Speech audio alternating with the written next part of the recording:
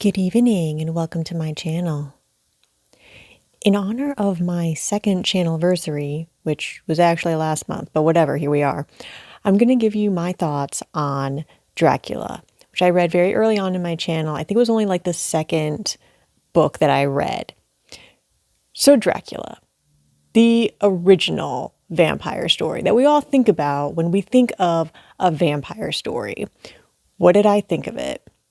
I love this book. Like, it's probably one of my favorites that I read on this channel. It has everything that I want in a gothic story. It's a little creepy and kind of spooky, and it's got a castle. So it has a little bit of like the occult because of like vampires and everything. It was amazing. I really loved this book. So let's talk about the writing style of this book. I thought Dracula was written in a really interesting way in that it's a compilation of letters and like journal entries and newspaper articles. And this is all supposedly collected by Mina in a way to like document their adventure of killing Dracula. But so I thought that was a really interesting way to tell this story. So some things that like stick out to me about this story that I remember from reading it like 2 years ago. So I found it interesting that Dracula doesn't immediately present as the villain.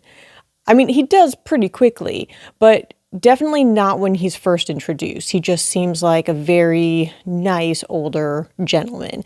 Of course, that's quickly revealed to not be a nice older gentleman, but I just thought it was interesting that we don't like immediately see him like as the villain. So I definitely thought Jonathan died when he left the castle. When that like journal entry ends, I'm like, well, Jonathan's gone. That's a bummer. I kind of liked him, you know. So I was pleasantly surprised when he like resurfaces and it turns out that he actually didn't die and he's only acting like a little crazy after his adventure, which I mean, I can't say I blame him. That's a pretty terrifying thing that he went through. But so I'm really glad that he didn't die. So I was very frustrated when I was reading the part when Mina's friend Lucy ends up being turned into a vampire by Dracula.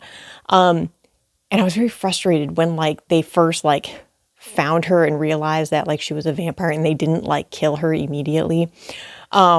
But then like it occurred to me that I was like, okay, well, they needed to get her fiance on their side. They needed as many people as possible to believe them, you know, and to help them go after Dracula. And so, well, they kind of needed him to see her in that state, you know, in order to convince him that this is true and that they needed his help.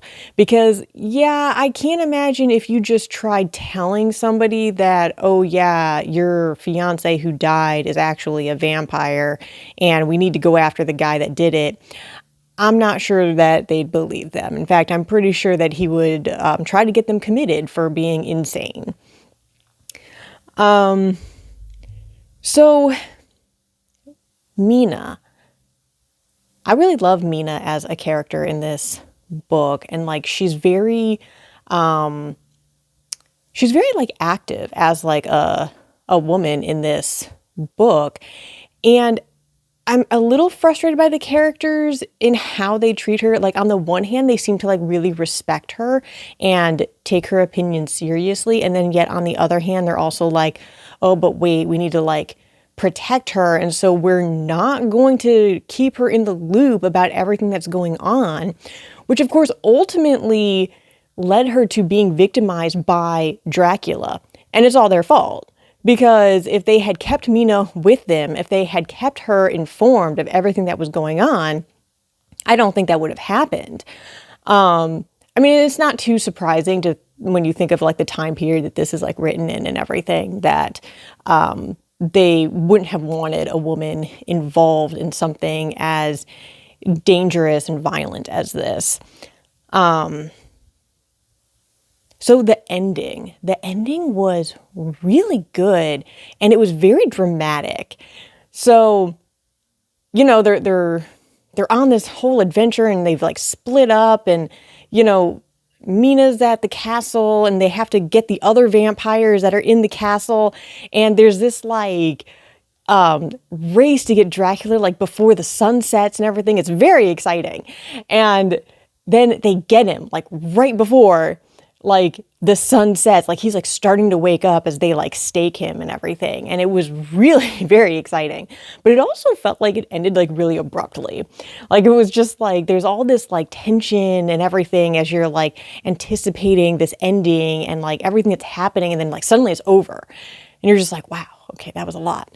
And it was kind of impressive that they did it with only one casualty to the group. So that was really good. I mean, it was sad that they lost someone and everything, but I mean, obviously it could have been a lot worse. But anyway, those were pretty much just like top of mind thoughts of this book.